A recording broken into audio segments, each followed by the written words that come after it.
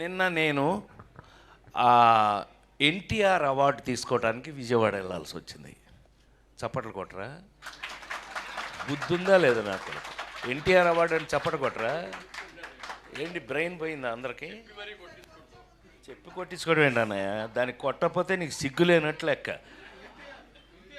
విశ్వవిఖ్యాత నట సార్వభౌమ నందమూరి తారక రామారావు. సో అది ఆ అవార్డు నిన్న ఈ సంవత్సరం అదేదో ఆ ఇంట్లో తెలుసుగా, మీ అందరికి ఐడియా ఉందో లేదో, ఎన్టీ రామారావు ఇంట్లో గొడ్ల చావిట్లో పుట్టాను నేను, నిమ్మకూరులో.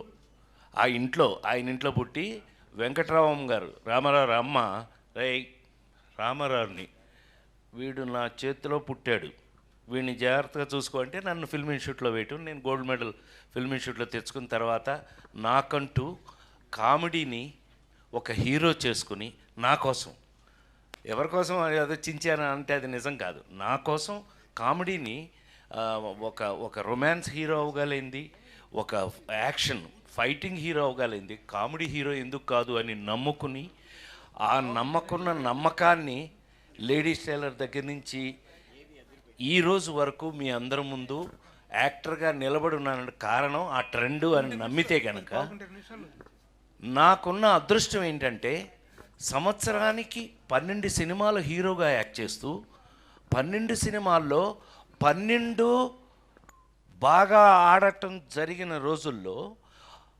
ఎందుకు ఆడింది అని అంటే కారణం, ఇవాళ మీకు నేను ఇక్కడ నిలబడి ఉండడానికి కారణం, ఒక సినిమాకి సంబంధం లేని కథలు, సంబంధం లేని ఆ స్క్రీన్ ప్లేలు, సంబంధం లేనటువంటి కామెడీ, వంశీ దగ్గర నుంచి జంజాల గారి దగ్గర నుంచి చివరికి నేను హీరోగా అలా చేసుకుంటున్న రోజుల్లో నాకు చివరికి నేను తెచ్చుకోవాల్సిన పరిస్థితి వచ్చింది ఒక స్టేజ్కి వచ్చేటప్పటికి. అందులో మీ అందరికీ బాగా తెలిస్తే ముందు చెప్పుకోవాల్సిన పేరు ఈవివి సత్యనారాయణ, నేను తెచ్చుకున్నవాడు.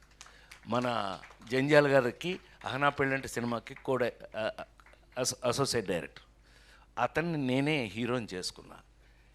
ఏమండి, ఒక సినిమాలో ఎక్కడో షూటింగ్లో ఉండగా అప్పటికే కష్టపడి మేము అచ్చన్న, కృష్ణ, మేము ముగ్గురం కలిపి కొబ్బరి బొండం అని సినిమా చేసాం. ఆ సినిమాలో మేము పడకూడని బాధలు కొన్ని పడ్డాం. ఏది కొన్ని డిపార్ట్మెంట్స్ వాళ్ళ పేర్లు అనవసరం, వాటి గురించి మాట్లాడడం నాకు ఇష్టం కూడా ఉండదు. నెగిటివ్ నేను ఎప్పుడూ మాట్లాడను.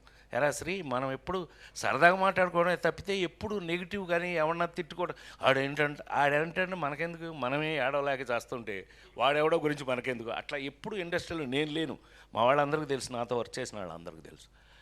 అలాంటిది సడన్గా ఎంట్రీ ఇచ్చాడు కృష్ణారెడ్డి. అంటే అచ్చన్న చెప్పకపోతే కృష్ణారెడ్డి రాడు.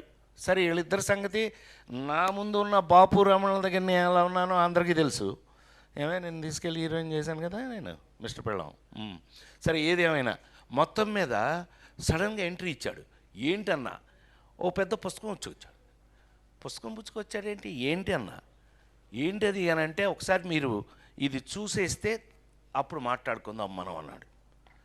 కొబ్బరి బొండం సినిమాకి మంచి పేరే వచ్చింది కదా మనకి, ఏం తెచ్చాడో అనుకుని ఫస్ట్ పేజ్ తీసా. షాక్. I'm not joking. 2 నిమిషాలు మాట్లాడచ్చు కదా. ఇట్లా బొమ్మలేసింది రబ్బాయి.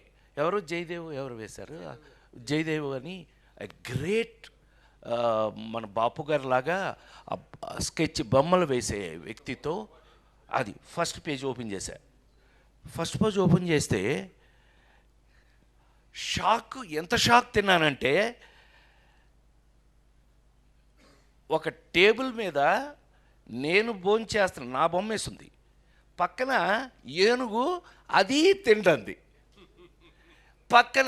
అన్నయ్య నిజంగానే నేను షాక్ అయ్యాను. నువ్వు నమ్మి తీరాలి. అసలు వీళ్ళకి చెప్పలేదు ఇంతవరకు, ఎప్పుడు మేము అట్లా బయట చెప్పుకునే అవకాశం నాకు రాలా. ఇలా బొమ్మలు ఓపెన్ చేసుకుంటూ మొదలు పెడితే ఒక 22 ఎన్ని పేజీలు అబ్బాయి ఆ రోజున మనం చూసింది ఆ పెయింటింగ్స్. 20 నాకు గుర్తుండి, నేను చెప్తాను నీకెందుకు, నేను కదా గుర్తుండు. ఏంటి గొడవలా, కొట్టేసుకుంటున్నారా, ఎవరైనా వచ్చారా, oh my god, hi hi hi hi,